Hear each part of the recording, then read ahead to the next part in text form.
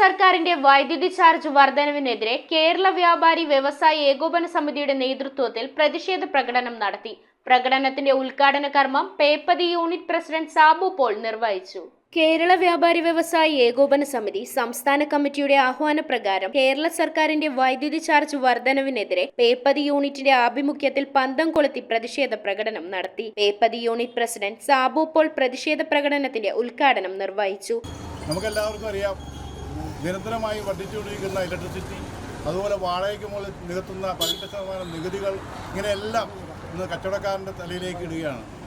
സർക്കാരിന് യാതൊരു ബാധ്യതയില്ലാത്ത രീതിയിലാണ് പോയിക്കൊണ്ടിരിക്കുന്നത്. കാരണം ഇപ്പോൾ സാമ്പത്തികമായിട്ടും വളരെ ഞെരുക്കത്തിരിക്കുന്ന സമയമാണ്. ആർക്കും കച്ചവടം ഇല്ല. കച്ചവടം സാധാരണ കടക്കാർക്കല്ല, കൂടാതെ വ്യവസായത്തിനുമില്ല. വ്യവസായികൾ ഇന്ന് വളരെ പ്രതിസന്ധിയിലാണ്. എങ്ങനെ മാസശമ്പളം കൊടുത്തു പോകുമെന്നുള്ള പ്രതിസന്ധി നടക്കുന്ന ആണ്. ഇങ്ങനെ അടിക്കടി കൂട്ടിക്കൊണ്ടിരിക്കുന്ന നികുതികൾ, ഏത് നികുതിയാണ് കൂടാത്തത്? കെട്ടിട നികുതി, സ്ഥലത്തിൻ്റെ ലാൻഡ് ടാക്സ്, അങ്ങനെ വേണ്ട എല്ലാ ഭാഗത്തും ഇപ്പോൾ നികുതികൾ കൂട്ടിക്കൊണ്ടിരിക്കുകയാണ്. പ്രസ്തുത യോഗത്തിൽ joint secretary Febin Philip, secretary Shiju George എന്നിവർ സംസാരിച്ചു. യൂണിറ്റ് ട്രഷറർ രഘുനാഥ് ഉൾപ്പെടെയുള്ള കമ്മിറ്റി ഭാരവാഹികളും വ്യാപാരി വ്യവസായി അംഗങ്ങളും പങ്കെടുത്തു.